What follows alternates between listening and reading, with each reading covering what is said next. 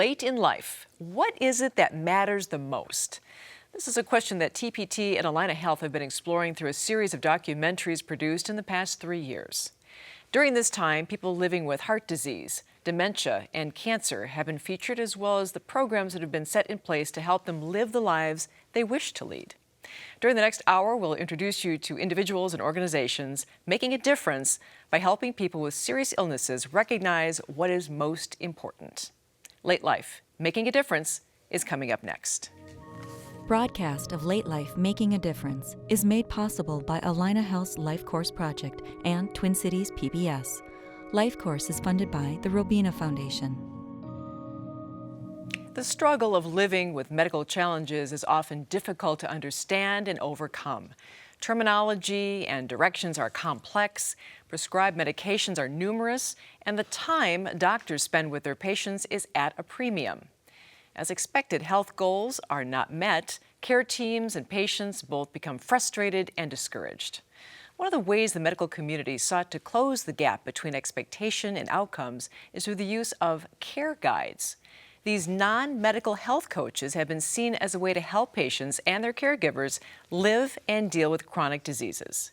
Since 2012, we've been fortunate enough to follow a number of care guides through their rounds and see them in action. Here's some of the highlights we've gathered along the way. How are things been going? Well, pretty well. Pretty well? Pretty well. We use in the Life Course model a lay healthcare worker who has likely life experience supporting someone with really advanced serious illness, but isn't a trained clinician.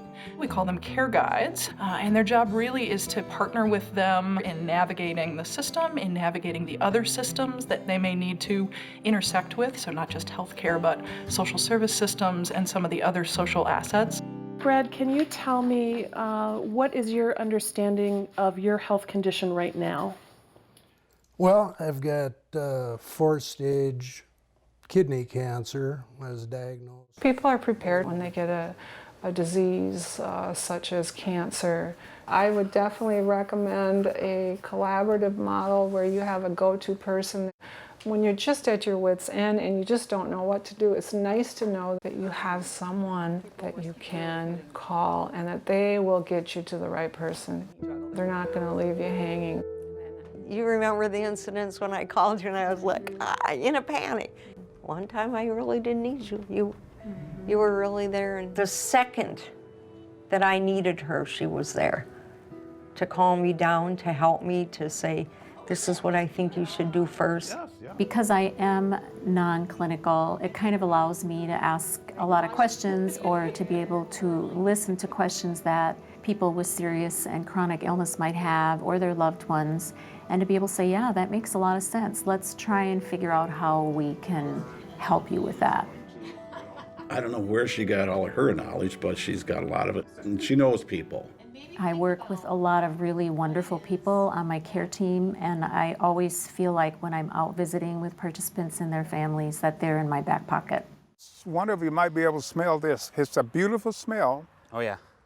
The role that I play in this is working to support individuals who have potentially late-stage chronic illness, trying to help them navigate the health system and kind of attend to other aspects of who they are that maybe isn't supported in the healthcare system. So kind of that whole person approach. I have congestive heart failure, and I have now kidney failure. Some of the work that we've done has included reviewing some of his advanced care planning, looking at personalized aspects to how he prefers to receive and view treatment. We had the pharmacist come out once to talk about medications that he's taken and just understanding of what they're doing, and also just having conversation around what Mr. Dixon sees as important and working well. And when I ask questions like, are you able to do as much this year as you were last year? Part of that for me is to understand, are things still working as well? Are you still managing to meet some of the goals that you have in your mind? Because it's really important for Mr. Dixon to be out here in his garden. Is your energy starting to go down a little more, do you think? I think it's beginning to fade a bit. We talk about both medical and non-medical concerns in my visits. She listens to me. I talk and she listens. When patients talk about what matters most to them, what ends up showing up less than the majority of the time are their physical health needs. So beginning to understand that 70% of the time, it's about all of the other aspects of self. And we don't ask about those other pieces. And so this has given us a way to ask about that, to be able to capture it in the record, and then to be able to, with patients and families, develop that plan. You know, what was important to them as a mother or a father or a grandmother or in whatever profession they're in. What's important about their daily life? Where do they find meaning? And those things weren't getting incorporated into their medical care. What you've helped me do is write a story that's now in your medical chart Yeah. that includes those details that haven't been there in the past.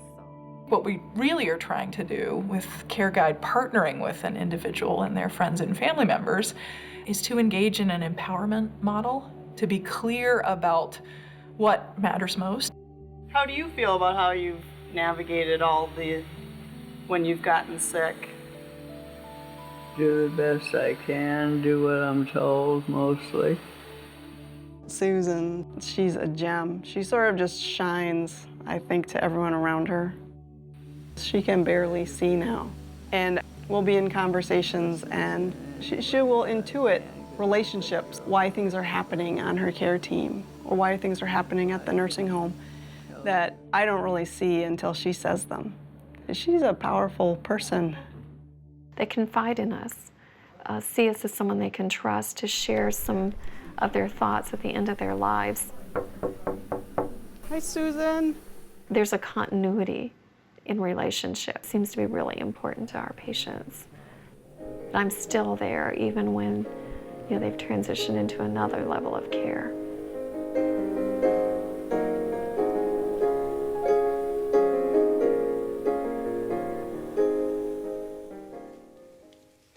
As we saw, Care Guides provide services like a sympathetic ear, a careful nudge, and a willingness to ensure a patient feels listened to. They are there as a trusted, approachable member of a patient's care team. Joining us now to provide some background about what being a Care Guide feels like and to look at the future of this idea is Judy Blomberg. Judy is a Care Guide, and Heather Britt is with us. Heather co-authored a study illustrating the effectiveness of Care Guides. Both Heather and Judy are Allina employees. Wow, Judy, this is a pretty amazing, life-changing experience, I would think, for a person like you to walk the final miles of someone's journey. But you're not medically trained. So where did you get your knowledge? Who helps you help these folks? One thing I think that's been incredible about the Life Course experience is that we've developed a number of tools. We've had training really at all levels. Some of it's been in disease-specific training, so we've learned, different elements of disease progression. We've also have been trained in advanced care planning, both basic and disease-specific advanced care planning. So having conversations with our patients about, their end-of-life wishes is within the context of that training that we've received. Then I think, too, we've also received training in all the other aspects of what we call personhood. So it's spiritual or financial concerns, or really just almost any of the non-medical concerns a patient might have. So we've had specific classes, workshops, and all of those things. And then just, too, I think the other source of information for me is my patients themselves and their families. Because I always say, you're the best source of information. You live this. So when they tell me, for example, about an acupuncturist, and this is the best, and they've got the best rate, I said, most likely I will share that at the next visit. The next person I see may very well need that information. So I've always felt like, ultimately, my patients are the best teachers of anyone that I encounter. Say, Heather, this system, this idea, this concept seems to be working according to research. Can you explain that? Yeah, so we have studied the use of Care Guides in the primary care setting, focusing on chronic conditions. And when we partner a Care Guide with patients and with the care team that sits in that primary care setting, we're a whole lot more likely to get patients to goal, to actually meet the set of goals that we have around managing a chronic condition. So we've seen that in the research in the past and decided, you know what, let's take this Care Guide role and see if outside of chronic conditions in primary care, we might be able to, really support patients and families who have really advanced serious illness with the same type of role and see what happens and study that along the way. How's this being received within the medical community? I can see some probably longtime doctors and nurses saying, great, another layer of, bureaucracy that we have to go ahead and plow through. How do you kind of cut through some of the resistance to change? Yeah, I think the response that we get is actually the opposite of that. It is, my time with a patient is limited, and that's what we hear from clinicians. This individual, this care guide, allows for that longitudinal between visit support that is desperately needed. It's that set of activities, those set of responses, that partnership that individual physician or their existing care team may not be able to provide to patients and families. Judy, it's interesting. You help your patient friends find meaning in their lives as they transition to the end of their lives. How does that help their care? How does that help their well-being? I think, when talking about finding meaning, it's really specific to each individual. What is most important to them? And in a way, too, it helps them know, in terms of, say, symptom management, what things are they needing to do? What did they used to enjoy? How can we help them maybe find a way to still be able to do those things? And I think the beauty, really, of Life Course is that because we're in these long-term relationships, these answers to what I think are some of the most profound questions that anyone will face in their life is over time. We explore these things together over time. I'm a consistent person in their lives. They know I will be coming. And, we just take that journey together at the pace that's most comfortable to them. When's the best time for a caregiver to enter someone's life? A care guide. I'm used to caregiving. Mm-hmm. When's the best time for a care guide to enter someone's life? What does the research show? Yeah, so it's one of the questions that we had at the beginning of the study. So I think the answer is, when they're sick enough, when they are beginning to tip into the sense of frailty, when that sense of this many conditions to manage has begun to be a struggle. They may have been managing, chronic conditions well for a while, but there comes a point where that gets to be hard and overwhelming. That's sort of the sweet spot, we think, when offering care guide support is really the right time. Judy, do you help your patients then transition to hospice care? I do. So one of the conversations that we have, again, over time is talking about as their life quality changes. One thing I found has been extremely helpful to them is bringing in hospice early to do an informational session, which a lot of people don't realize is available. But hospice is willing to come out and just sit and talk with my patients about this is what hospice care is, this is when would be the right time, or give them more information about really what hospice care would provide to them. And then I take a step back and let them kind of absorb that information and decide for themselves when is the time right for me to enter hospice care. And too, because of my training, I know when they start to tell me things like, there's nothing I enjoy anymore in life, or I see that with symptom management, we're really in a comfort care position. So comfort care is one of the triggers really for hospice care. So to say, maybe we should consider, what the best support would be for you, and maybe that's hospice care coming into your home. I bet, I've got just seconds left, I bet you've been changed personally by being a care guide, haven't you? Oh, tremendously. When you sit with people and you have these conversations about the end of their lives, what has mattered most to them in life, you realize it is the small things that matter. And it's when people are talking about what is on their minds the most as they face the end of their life, it's generally their families. It's not about the things they've acquired. They've told me that over and over again. It's not, unless it's something particularly sentimental to them, but it's really those relationships and how they want those relationships to be at the time when they actually die. It's all about relationships and connections. Thank you, too, for being here. Yes. Yeah, appreciate it. Thank you. Thanks. Well, smartphone and mobile technology is allowing us to experience community in brand new ways. Not relegated to Facebook, Instagram, and Twitter, this technology is helping cancer survivors feel the benefits of support from wherever they are. Shooting for the stars, take 25.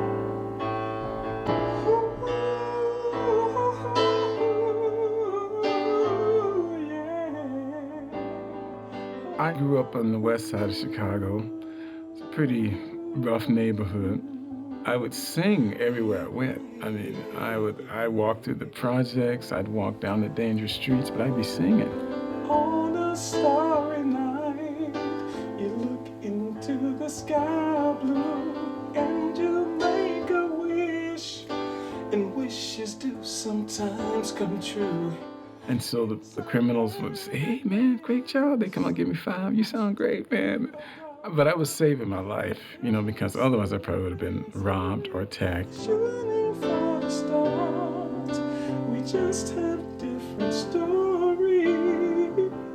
May 2007, I collapsed and they said it was appendicitis, and they took my appendix out and then found out that I had cancer cells in the appendix. So they called me back in 7 days and said, now we're gonna resection your colon. It was all happening so fast that I really didn't have time to absorb it, but I was really afraid. You know, when you hear that word cancer, it's like, oh, I'm gonna die. You know, that's the first thing I thought. I said, why me? Sometimes I wonder about the purpose of my life. And if the 2007, 2010, I was pretty much cancer-free. Then it came back in 2010, and then they cut a little more of my colon. And then it came back in 2012, and that was the big surgery where I had to get a permanent colostomy bag. And so then I went through one of my little funks where I didn't even want to come outside, you know. I mean, like, and it was just embarrassing. It was, you know, surprising, and just, how do you deal with this, you know? How are you today? Good to see you. Good to see you. I met Larry in 2010 when he was singing at an event. And the event was to raise money for cancer survivors to do exercise programs. And Larry was like, hey, I'm a cancer survivor. I want to exercise. So through that gig that he went to sing at, he and I got connected, and we've been working together ever since. Did you have anything good to eat today? Well, I had a nice, nutritious smoothie. What color was it? It was green.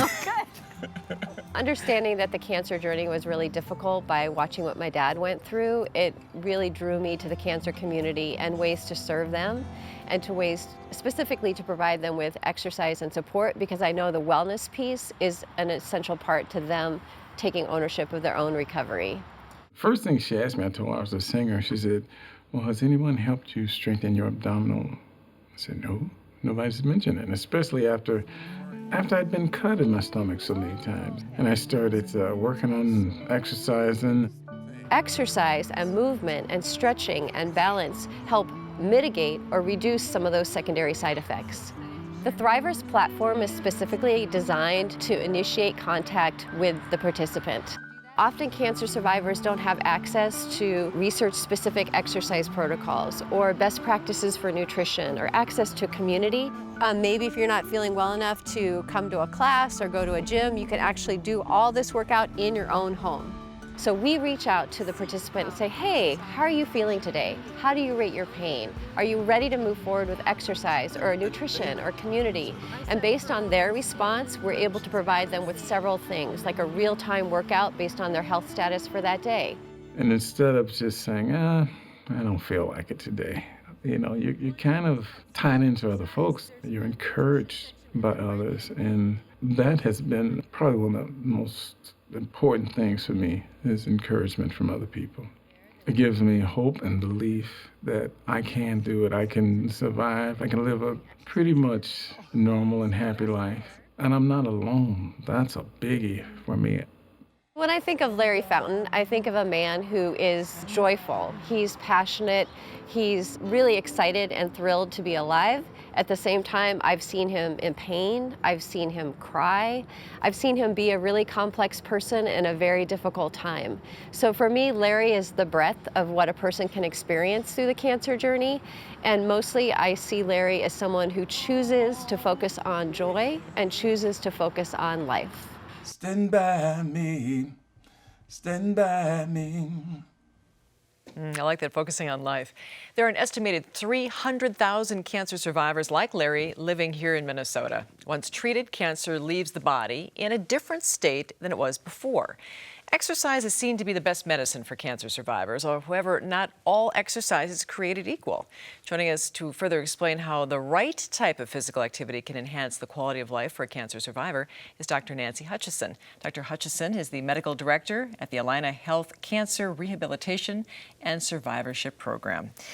I've had a friend, doctor, say to me, this is a person who has cancer, and this person said, it's like aging on steroids.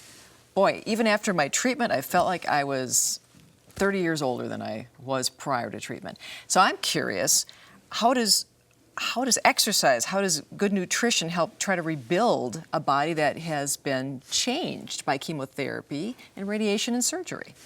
Well, really, exercise changes the body in cancer or any chronic illness in the same way it does for a person who doesn't have a chronic illness. We all need to build strength with whatever we're doing, and I think most people can relate to even after a week on bed rest with the flu, trying to get back into your regular routine, feeling tired and having difficulty exercising. So it is that on steroids for someone who has a major and catastrophic illness like cancer. I'm wondering about the frailty part of this. So how do you keep a person living with cancer from tipping over into that feeling of frailty, that their body is not the same as it was, and it's starting to kind of tip in a direction that you don't want it to? Right. So what we're trying to do in cancer treatment now is to intervene earlier and not let that happen. And really the connection with a lot of the care guide things that are happening in this late life series have to do with the fact that we're trying to stop the progression of something that doesn't need to deteriorate so quickly. And we've learned much about cancer rehab actually from geriatric research, which is how do we keep older people in their homes longer from becoming frail. So we know that cancer treatment is going to do that more rapidly.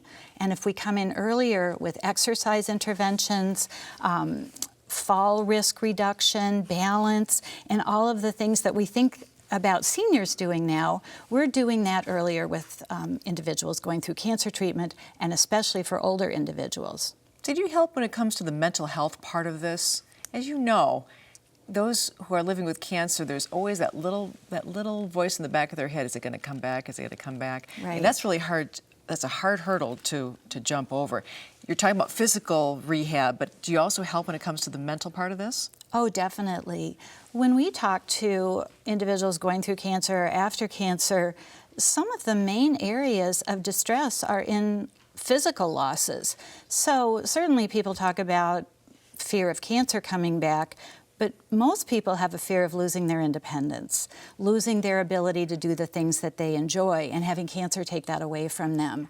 And physical improvement after cancer treatment has been shown to definitely improve quality of life and even reduce hospitalizations and other illnesses, partly by the mental health aspects of it, the motivation, the feeling that there is hope, and that you can feel better and live well with cancer. I thought the app was interesting. Is that a nice tool to use in rural areas where you might not be able to get into a rehab center? Yes, that's really what we're looking at in cancer rehabilitation. We want to take it out of the medical setting and back into the community. And in rehabilitation, we're a transition. We take medical, and as a physiatrist, I'm a rehabilitation physician, and translate what's going on medically into a program to get a person more functional. But once they are, we're looking for a community resource that's for that person. And as you heard in the clip, we try to find something that's interesting to that person. Singing, or if you were an athlete or you enjoyed whatever your sport was, take it out of the medical setting and into the community setting. An app is good for some people. It might be a class for someone else, but something in your community where you can keep that going. This looks like this is very exciting for you. I can see that you look very engaged and energized. I love this field. I've seen so many lives changed for the better. We have a wonderful team. I don't do the work. We have rehabilitation therapists, physical therapists, occupational speech therapists working with people to help them get better and get their lives back. And there's nothing more exciting than that. Doctor, thanks for being with us. Thank you. Appreciate it. Thank you. Well, one of the chronic diseases that requires the most long-term care, oftentimes care that is provided by a related caregiver, is Alzheimer's and other dementia-causing diseases. This caregiving is a full-time job that can leave the caregiver in worse condition than the person for which they're caring for. Fortunately, there's more available help. As we meet Patrick and Jenny Downey, we see how help from outside their home can enrich a patient's life and provide support needed to keep them in their home. I feel better, so much better, since I laid my burden down. Open Circle is an adult day services for folks who have dementia and Alzheimer's and just folks who want independence in their life in their senior days. They come for community and engagement and a sense of belonging, friendship. We provide different forms of services like YMCA, Courage Kenny Rehabilitation Center, also the North Point Wellness Center, which is upstairs that they can get medical services for. So we kind of have a one-stop shop. I think one of our primary roles here at Open Circle is to offer respite for their caregivers at home. These people who are living in the community and living at home often have a spouse, partner, a family member who is their caregiver 24/7. Patrick has been here since I started. Jenny herself is a senior, and she is doing everything possible to keep Patrick at home. And that's part of what we do here, is we keep folks in their home. I had been to several places. So we went down to our new Y. It was 2 years old then. And we found Augustana Open Circle and very many residents from this community that we recognized. Pat was thrilled. When I take Pat there and they're waiting, he has to go into an outside door where the Y is, and then he turns the corner, and they are warm and welcoming like their best friend just arrived. Everybody is greeted with either a nice pat on the shoulder, oh, come on, we're glad to see you. Their message is happy. And when you walk in, you see that. What a Monday morning, huh? Wonderful day. Awesome. Anytime we get in the door, it's wonderful. Come in. It's about taking away the barriers, whether it be dementia or physical disability, and providing an environment for connection. Everyone needs community when you're sharing such an illness, which is pretty unknown. Everybody who comes to our program, the programmers sit down with them and take a social history so that we know about their personality, and we also know they might have a form of dementia so that we can fill in the gaps for them. The people who were disabled were given every opportunity to do what they could. So I just think the dignity and worth and love and care, it's a commitment of theirs, but just a wonderful gift. We came first from Kansas for Pat to go to graduate school at the University of Minnesota. We were beginning our family. We had 6 children. And where better to teach them the human rights and equality of everybody? So we chose to move to North Minneapolis. He biked from here 10 miles out to North Hennepin Community College, where he taught history and his background, political science. And then, about 5 years ago, he said, I really think I'm losing my memory. Pat got lost on his bike. So I had gone 40, 50 miles biking and lost, and Jenny was worried about me and said no more of that stuff. We put the bike away. So since then I've behaved most of the time. Here at Open Circle, we have a prayer group called Circle of Prayer. Patrick participates in that almost every day. And it's kind of a prayer group, get together, share what's going on in your day.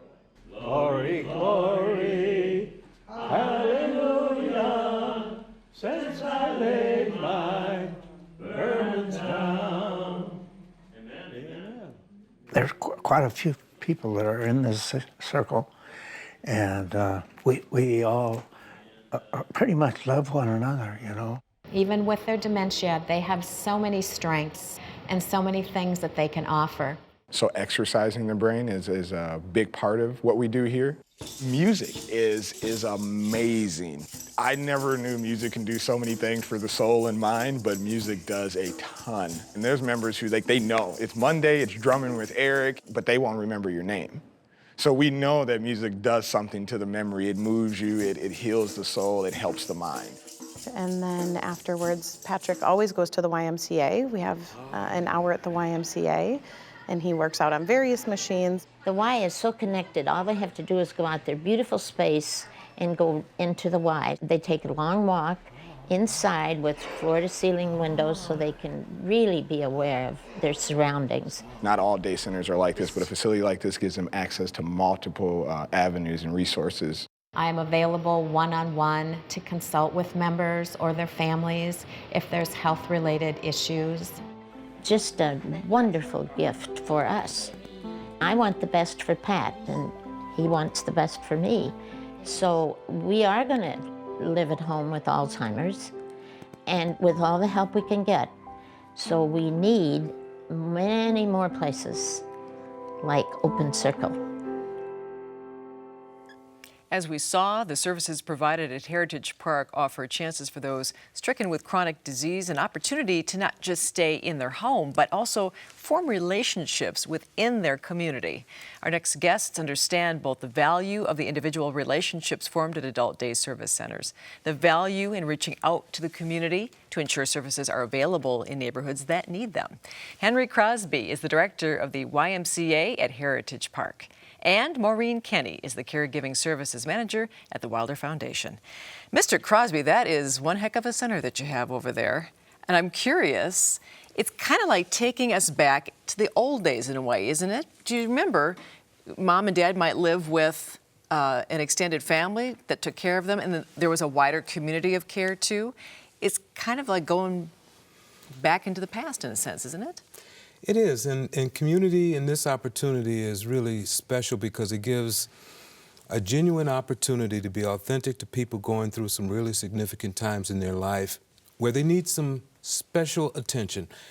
Our community setting allows these residents and clients to be themselves, have socialization, have an opportunity to work on their quality of life and extending their tenure here in this world. So we're very excited about the uniqueness of this facility, the great collaboration opportunity we have with our partners, and most importantly, the opportunity we have to serve the community of aging clients in our community. Maureen, of course, I've been to your center in St. Paul. It's also nice to see that there is a thread moving through some of these programs. It's what can you do, not what can't you do when it comes to a person that's maybe living with a serious chronic illness, say dementia. Yeah. And how are you helping folks where you are at?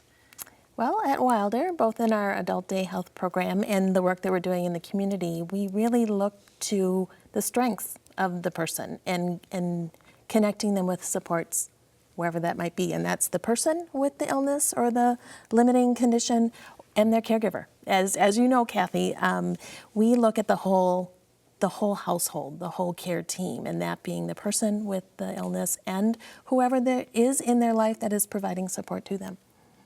I'm curious here about, we're talking about 2 programs in the city, but there are folks who are watching this program and they're in rural areas. Yeah. What advice would you have, both of you, knowing that your programs work quite well within a community, what advice would you have for folks who are living in greater Minnesota? That's an excellent question. I think the response that I would give you is understanding that you don't really need to be in a facility to exercise. It could be as simple as walking. It could be some stretching. It could be a Tai Chi or a yoga class, a low impact. But the whole focus is to get people to understand that movement with some consistency that's not stressful, wherever you are, can be very, very impactful. And do you see folks within a community trying to start their own program? They say a volunteer type effort? There's a lot of new creative efforts coming out. You know, everything from memory recalibration, and strength and conditioning. I heard some stories about the music and the dancing. the memory cafes. There's just a lot of different things that people are doing that aren't really overly structured, but are just simply giving people an opportunity to bring out some of the natural qualities and, as she said, strengths that they have that just make it fun to just kind of have some good exercise. Maureen, what do you think about trying to help folks in less populated areas? You know, Kathy, I think what we've learned in trying to develop the capacity of the communities around Wilder in the East Metro is the core areas we're focusing our neighborhoods, our faith communities, are those centers of engagement and gathering and places that people feel comfortable going. So it's how we can link the resources that are available through all of our programs with these community-based already existing entities that I think is where the success is going to be. So how can we link those? Because people feel comfortable going to their faith community. They feel comfortable going to the local. Could be a library, I suppose. It could be a library, Mm-hmm. exactly, Yeah. exactly. So why wouldn't we use these existing places where people feel comfortable going? People are welcome there, they're familiar. How can we help get the resources and think creatively how we can bring the arts and exercise and engagement and really help people live healthy longer? Not just about living longer, but living healthy longer. Mr. Crosby, I'm curious too about the importance of programs that are culturally appropriate.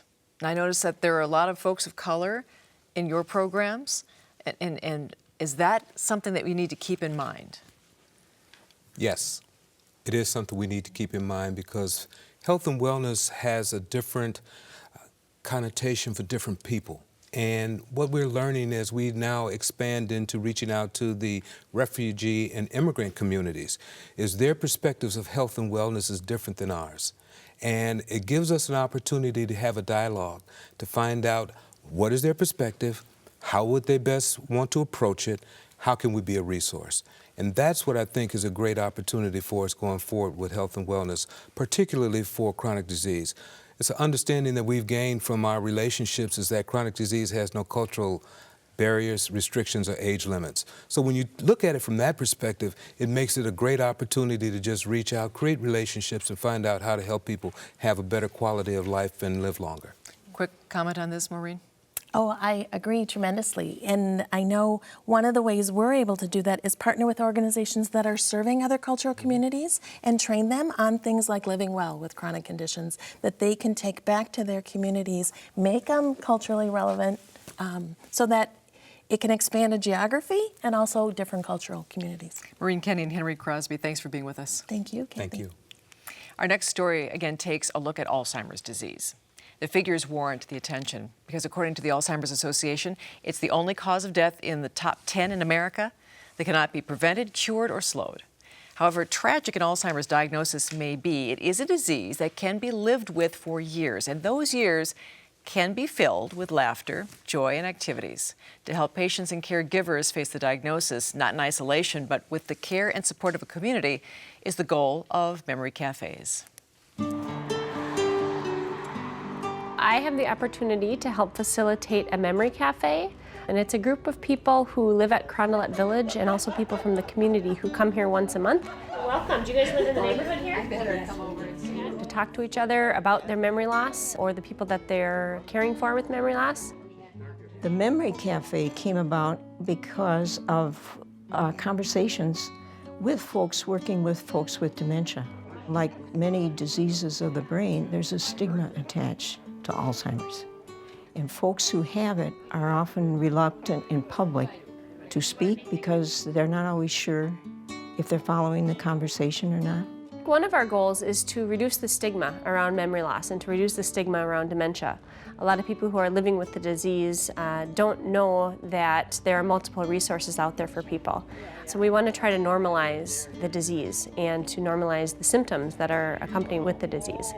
Well, I think we'll get started here in a couple minutes. It looks like we've got a great crowd today, so it's exciting to see everyone here. What we typically do is go around and people can introduce themselves. I'm Raj Malik, and it's my wife Beth, and we live in St. Paul on Highlands Parkway. And We just don't like Alzheimer's.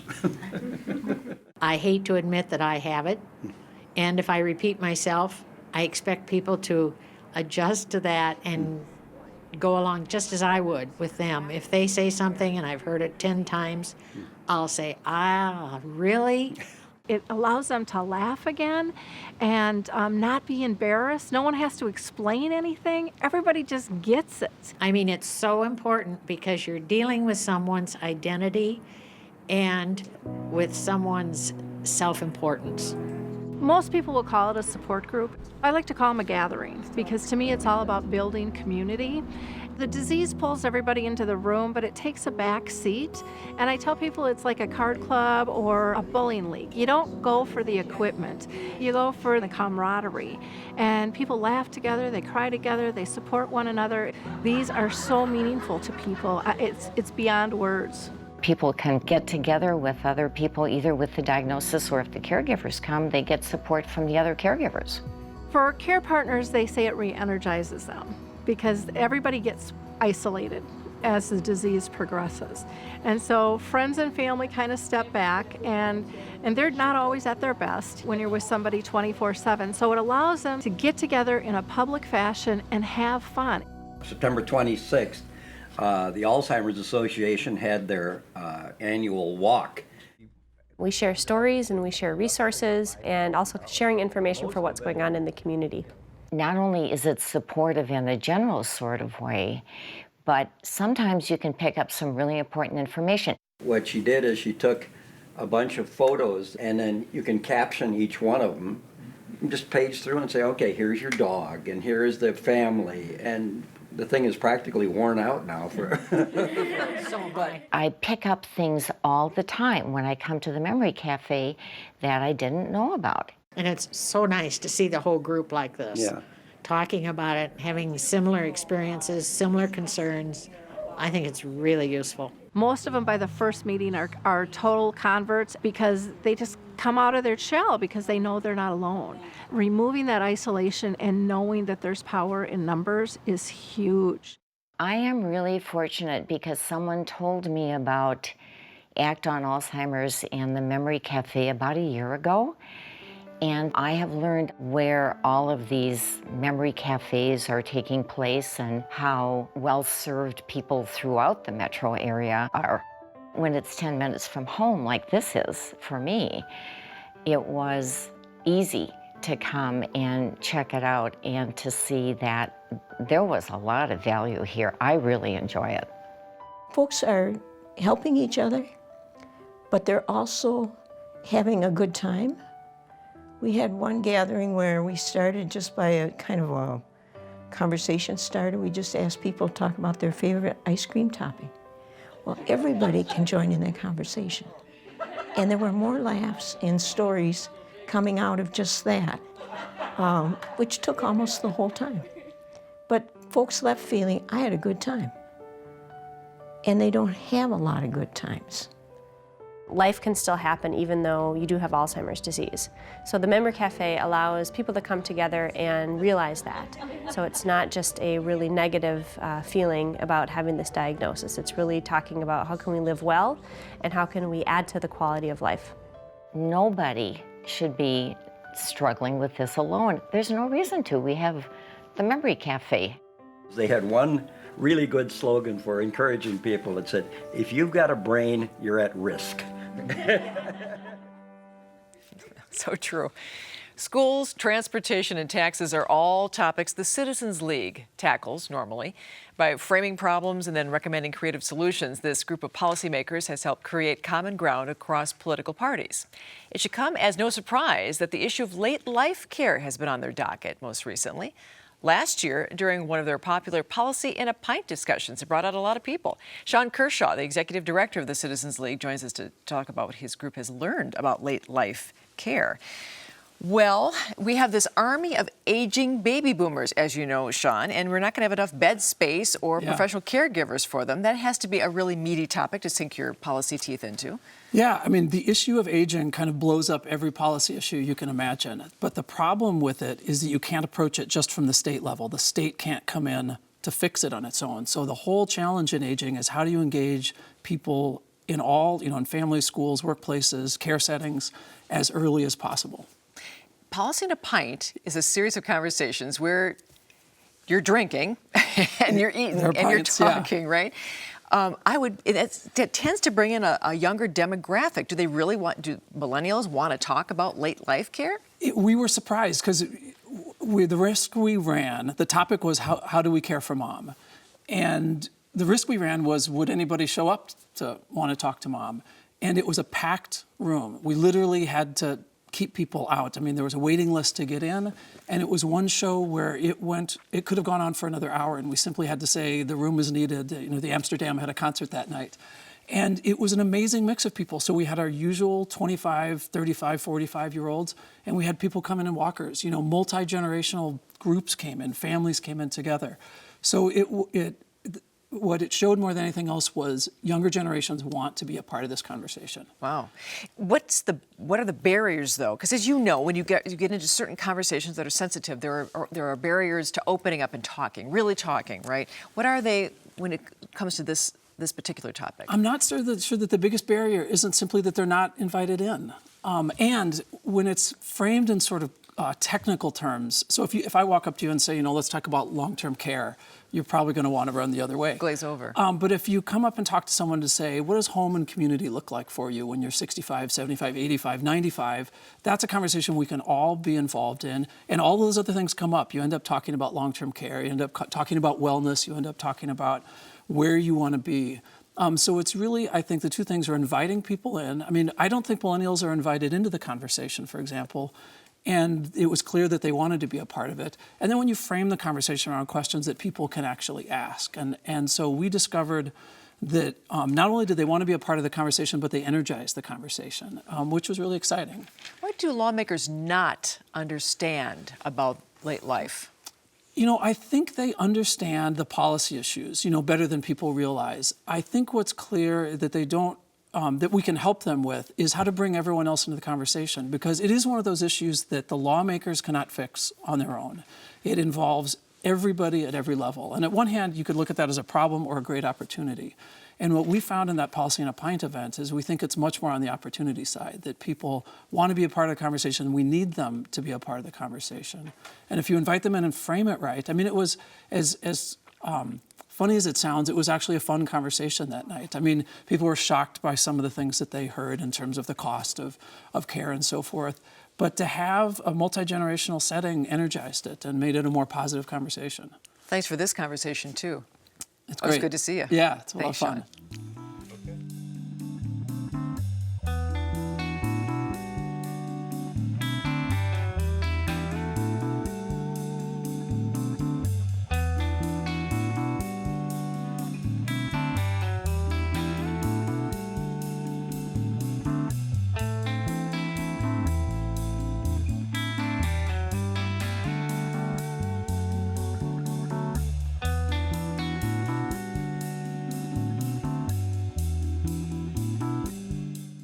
We've addressed a lot of key issues during this look at how our later stages of life can be enhanced. We've looked at the role of community, technology, and personal relationships.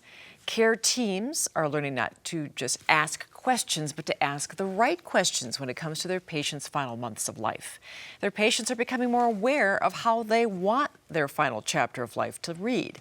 With the remaining time we have tonight, Dr. Penny Wheeler, the CEO of Allina Health, is here to talk about what's next in late life care.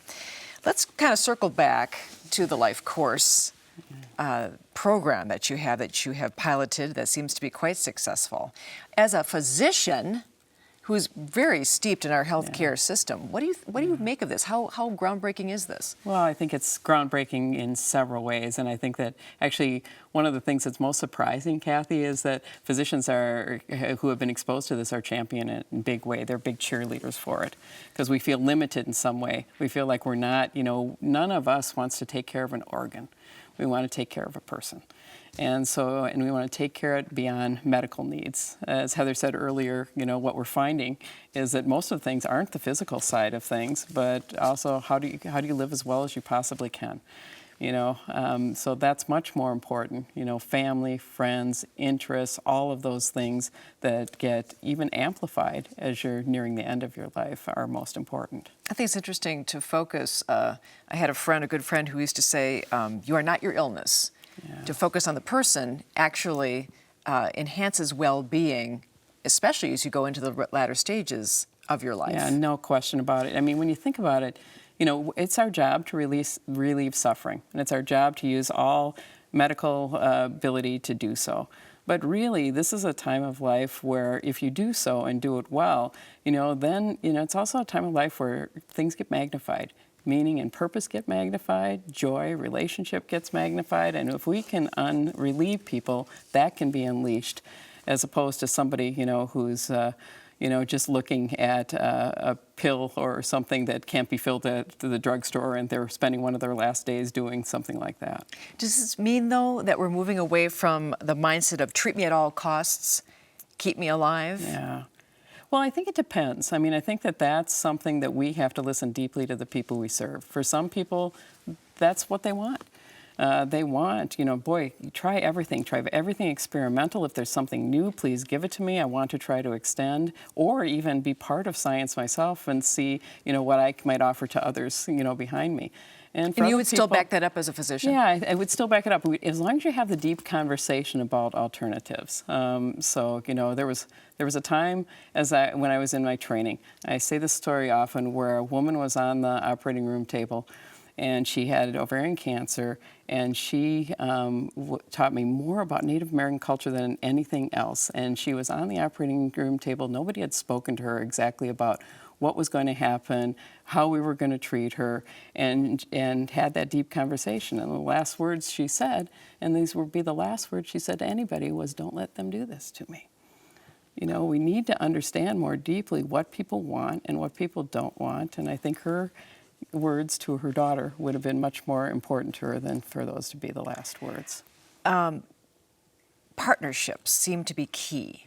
Yeah. Really, including churches and social circles to really change how we're looking at late life. Yeah, I think that this night has been remarkable to me to watch that, because what you see is how the connectivity that's happening in our community and how important that community is. And nobody really has to walk alone. They have all these supports and all these people willing and able to support them. And that's been a theme, I think, of a lot of what's been explored here. And it's really a powerful thing about how we come together to really support each other. We're talking about connectivity, which is great, but as you know, healthcare providers can be kind of in their own little silos. Sure. So how do you all work together as major healthcare providers? Yeah, and I think that there's always, all of us went into this business to do something to help other people. And you're right, it has been totally fragmented and siloized, and I think there's a great desire. We all have that desire for connectivity and things that can help people in their lives and the human beings that are in front of us to make sure that we can do it holistically. There's nothing like, we call it the tyranny of the 15-minute visit sometimes as doctors. You know that you're missing things. You know that you're not getting things. So if we can connect together in the ways that we're, in the glue that was described tonight, that's pretty powerful, and that's what we need to do. And I see a tremendous convergence of that energy occurring right now in this community, actually in many others as well. I'm wondering, as people are listening to us here tonight, the concept of the care guides is very interesting, and clearly people want to be listened to as they're going through this late stage. Someone asked me recently, okay, this is all great, but what if my loved one is angry, they're bitter, they're in denial? How do you reach out and try to get that conversation started with them to say, how do you want the last few months of your life to go? Well, I think it was said earlier too by Maureen. I mean, this is more than about the individual involved, it's about the circle involved. And how do we actually help them cope with somebody who's having those issues? They may not want them, and maybe the best care then is support of the family member who's trying to deal with those things.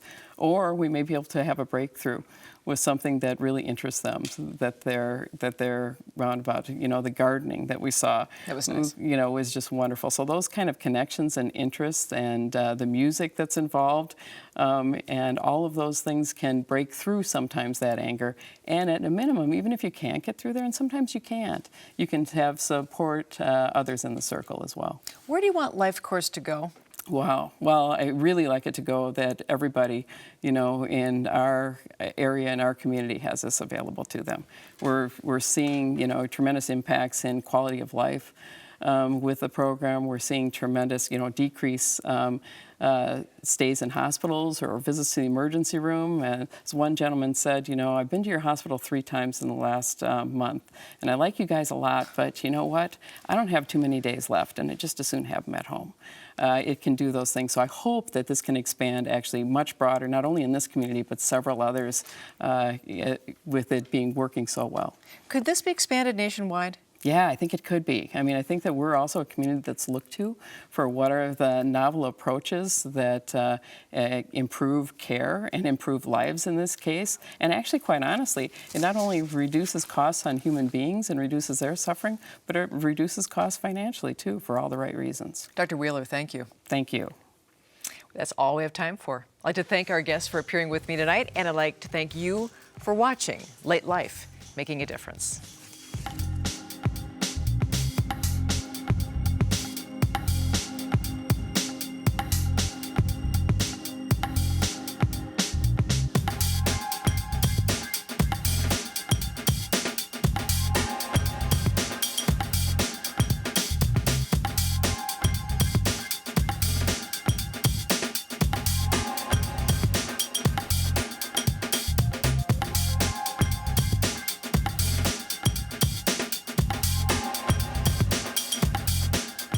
Broadcast of Late Life Making a Difference is made possible by Allina Health's Life Course Project and Twin Cities PBS. Life Course is funded by the Robina Foundation.